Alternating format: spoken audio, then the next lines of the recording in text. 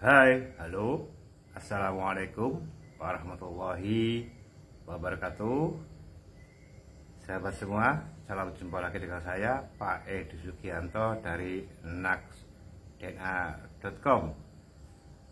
Dalam kesempatan video kali ini, Pak Edi akan membahas mengenai kebal dan kesadaran. Karena begini, yang menjadi kunci daripada seni jadukan atau fenomena kebal itu adalah kesadaran. Kebal berfungsi dalam dua cara. Pertama, aktif sesuai niat. Dua, refleks, muncul otomatis ketika ada bahaya atau serangan musuh. Nah, sekarang kita membahas mengenai pasal yang pertama, aktif sesuai niat. Artinya apa? Ada hadirnya kesadaran. Kita tidak mungkin punya niat kalau nggak sadar, ya kan ya? Jadi kunci terpenting daripada praktek kebal adalah hadirnya kesadaran. Jika kesadarannya lalai, maka bisa terjadi jebol, tembus, dan lain sebagainya. Jadi perlu diperhatikan bagi teman-teman pembelajar, khususnya bagi pemula. Betul-betul ini dilatih ya. Oke, kita contohkan dalam praktek. Sesuai dengan prosedur atau tata cara yang saya berikan di kelas ya. Sebelum praktek, pertama kita lakukan tes ketajaman. Ini standar dasar ya, standar dasar tes ketajaman. Untuk pemula, kita tidak menggunakan senjata yang mampu slice plastik ya. Untuk pemula, gunakan senjata yang hanya mampu slice kertas saja, kertas HBS ya. Jangan kertas remi. Kalau kertas remi itu senjata sulap ya. Kalau senjata tajam yang asli itu minimal mampu slice kertas tipis seperti kertas HBS ya. Oke, ini kita cek ketajamannya.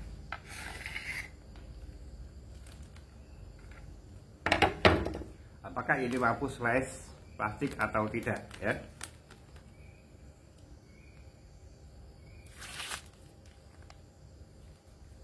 Terbukti dia mampu slice ya. Slice itu mengiris ya, bukan merobek ya, mengiris, menyayat, itu slice ya. Perhatikan cara pakainya juga begini, namanya slice ya. Ya, ini namanya slice ya, seperti itu. Nah, senjata ini terbukti mampu slice plastik ya. Oke. Setelah tes ketajaman, baru kemudian kedua adalah membaca mantra atau asma atau kalimat passwordnya dengan cara tahan nafas ya. Kalau kalimat mantra atau asmanya itu pendek, maka dibaca minimal 3 kali saat tahan nafas. Kalau mantranya panjang, ya dibaca 1 kali saja. Tapi kalau terlalu panjang ya, nanti akan ada petunjuk khusus ya. Tapi rata-rata walaupun sepanjang apapun ya, katakanlah sepanjang surat Al-Fatihah, itu 1 kali nafas, 1 kali dibaca cukup untuk dalam 1 nafas ya. Jadi kalau yang pendek-pendek dibaca minimal 3 kali. Misalnya saya bacakan mantra Brojo Maujud atau Supapesi. Bismillahirrahmanirrahim.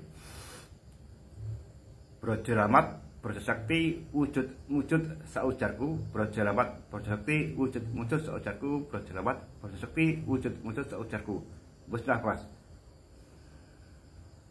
Nah, sebenarnya saat baca mantra yang pertama ini atau doa atau asma yang pertama ini, yang terpenting bukan hanya baca ya. Kalau hanya baca, ya sama dengan orang awam dong ya.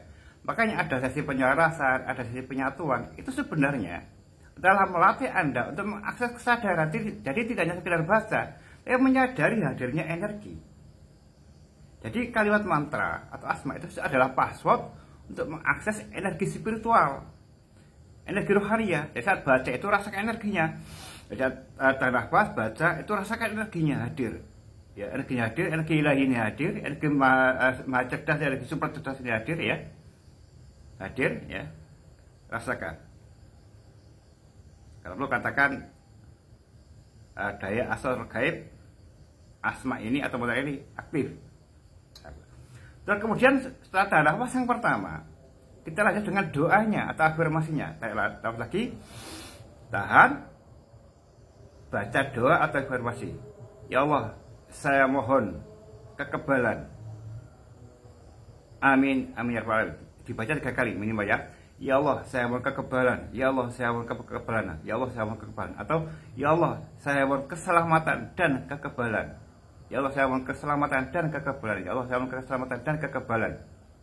Amin, amin, amin ya rabbal alamin. Kalau dalam Muslim, ya Allah itu diganti dengan kata-kata ya Tuhan atau apa sesuai dengan bahasanya Anda masing-masing dalam menyebut nama sang sumber atau Tuhan ya dalam bahasa Anda. Nah, itu dibaca 3 kali dalam kondisi nafas. Nah, setelah selesai baca afirmasi itu, jangan sampai lepas dari kondisi kesadaran hadirnya energi. Anda tetap menjaga kesadaran Anda agar senantiasa merasakan hadirnya energi. Kalau dalam bahasa Muslim, menghadirkan kesadaran itu dengan cara apa? Dengan cara berzikir. Jadi setelah berdoa tadi yang kedua, kita zikir. Misalnya dalam arti berzikir Allah, Allah, Allah, Allah seperti itu ya. Kalau Muslim, kalau non Muslim zikir rasa saja ya. Kesadaran. Yang penting tetap merasakan hadirnya Tuhan, hadirnya energi ilahi itu dalam diri ya. Setelah seperti itu tadi, dirasakan hadirnya energi ilahi dalam diri. Ini jangan saya putus sampai selesainya praktek. Jangan saya putus. Terus dalam hati berzikir Allah, Allah, Allah. Atau kalau non muslim merasakan hadirnya energi. Boleh juga dengan dilakukan dengan cara seperti ini ya. Lidah ditekuk ya. Lidah ditekuk ke atas. Lidah ditekuk dalam arti berzikir. Boleh juga seperti itu ya. Atau tidak pun boleh ya. Yang terpenting merasakan betul bahwa energi itu masih hadir dan ada beserta Anda. Jadi faktor terpenting adalah hadirnya energi. Itu faktor terpenting. Nah setelah itu barulah kemudian ini dilakukan ya. Sesuai dengan tata cara yang diberikan Pak Edi, jadukan itu tidak boleh brutal, apalagi bagi pemula ya. Santai saja. Tujuan tes tajriban adalah sekedar untuk menyadari hadirnya energi itu ya. Mengetahui feel-nya ya, seperti apa rasanya, seperti itu. Jadi bukan seperti di luar sana untuk show dan sebagainya yang untuk beda ya. Karena kalau kita sudah tahu ya sudah itu kan ya. Oke. Sekarang ciri khususnya keilmuan dari jalur Pak Edi ya. Ciri bahwa power kebalnya itu sudah aktif gimana sih Pak cirinya? Ya, ciri kalau power kebalnya itu sudah aktif ya. Pertama, saat disentuh seperti ini ya oleh senjata ya, area yang terkena tajam senjata ini akan terasa agak bebal, seolah tebal, seolah-olah mati rasa. Tapi bukan mati rasa total ya, seolah-olah saja agak tebal gitu ya, tebal, kulitnya agak terasa tebal. Ini pertama feel yang terasa adalah ketika disentuh seperti ini ya, dia agak tebal. Kemudian aturannya bagi pemula jangan ditekan keras ya, jangan ditekan keras, kalem saja ya, kalem saja. Kita berbeda dengan yang lain ya, dengan perguruan lain kita cenderung kalem ya. Jadukan yang kita ajarkan adalah jadukan versi kalem saja, santai ya. Berhasil alhamdulillah, kalau gagal pun aman. Tapi kalau kita main brutal, berhasil pun tidak nampak kesadarannya hadir ya, tidak ada nilai manfaatnya karena cenderung lalai ya. Tapi kalau dengan kalem ini kita dengan kesadaran sehingga kita betul merasakan hadirnya Tuhan. Karena yang terpenting apa sih? Ilmu kebal itu bukan ilmu untuk berkelahi nantang sana sini, bukan. Ilmu kebal adalah bagian daripada ilmu keselamatan diri. Nah, di dalam realita nyata yang berlaku itu sebenarnya bukan kebalnya, tapi pertolongan Tuhan yang berlaku. Makanya jadukan itu penting dihayati, disadari bahwa saat kita melatih ini pertolongan Tuhan itu hadir. Kita berlatih menghadirkan kuasa ilahi dalam diri kita. Sehingga apa? Sehingga ketika kita terbiasa dan terlatih merasakan hadirnya kuasa ilahi dalam diri kita, maka insya Allah dalam kejadian nyata kita ada bahaya, maka pertolongan Tuhan akan turun. Siapa yang mengingat Tuhan dikala lapang, dikala santai, maka Tuhan akan mengingatnya ketika ada masalah itu. Jadi tujuan kita maizah juga adalah untuk melatih kesadaran. Kalau dalam bahasa Muslimnya berzikir, ya, bukan untuk show kesaktian dan sebagainya, bukan itu ya. Makanya kita cenderung kalem karena supaya dihayati, ya. Lihat ke bawah ya. Kalau dalam realitanya nanti yang berlaku adalah ilmu keselamatannya. Nah, ilmu keselamatan itu baru turun kalau Allah ridho, kalau Tuhan itu ridho. Kalau Tuhan tidak ridho, kalau Tuhan tidak merestui, ya tidak hadir. Makanya terkadang banyak orang yang kebal di panggung, kebal di pertunjukan, hebat, luar biasa sampai anti tembak mungkin. Tapi ketika dalam kenyataan mungkin jebol. Nah, itu loh ya. Karena di situ jangan lupa bahwa hakikat daripada latihan seni jadukannya yang diajarkan oleh para leluhur dulu, para ahli supernatural, ahli hikmah zaman dulu, para wali, tujuannya adalah untuk berzikir, melatih kesadaran. Nah, kalau sudah tersesat dalam show, lupa tujuan utamanya adalah berzikir, itu ya. Jadi tujuan utama kita main ini itu adalah berzikir. Makanya kalau kita tahu tujuan, ada orang yang membuli, ada orang macam-macam, kita santai saja. Kita memang tidak dalam rangka kesombongan. Yang disombongkan apanya? Yang maha sakti adalah Tuhan. Kita hanya manusia biasa. Itu ya. Oke, cukup dipahami ya pada sini ya. Nah, ciri pertama tadi adalah terasa tebal. Ya, terasa tebal. Kemudian ketika digores, ya, itu terasa licin. Ini ciri khas kebal dari perguruan kita. Saya tidak tahu perguruan lain ya. Kalau perguruan kita, ya, kalau digores itu terasa licin. Kemudian goresnya nggak usah panjang, kalau sedikit aja untuk merasakan licinnya ya.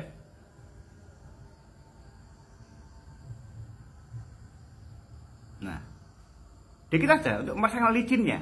Kalau licinnya sudah muncul berarti ilmu kebalnya sudah aktif, gitu ya. Berarti ilmu kebalnya sudah aktif. Baru kemudian mulai digores agak panjang, ya. Satu arah dulu saja, digores agak panjang, ya.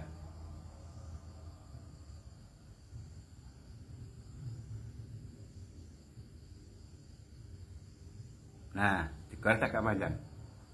Ini kalau tanpa ilmu, tanpa kesadaran, ya, dengan senjata tajam yang mampu slice plastik seperti itu, ini tembus. Kalau tanpa ilmu, gitu ya.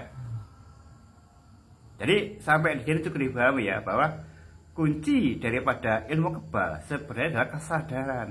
Makanya Pak Edi mengajarkan debus kalem atau jadukan versi kalem. Karena tujuannya itu melatih kesadaran. Sehingga apa? Sehingga nanti saat ada kejadian nyata, maka berlaku pertolongan Tuhan. Tapi kalau ilmu jadukan untuk kesombongan, untuk pamer, untuk show, ya hanya semata-mata untuk itu. Ya wawalam itu kan ya. Oke. Saya kira cukup itu yang sudah bersama Pak Edi dalam video kali ini. Semoga bermanfaat untuk teman-teman semua.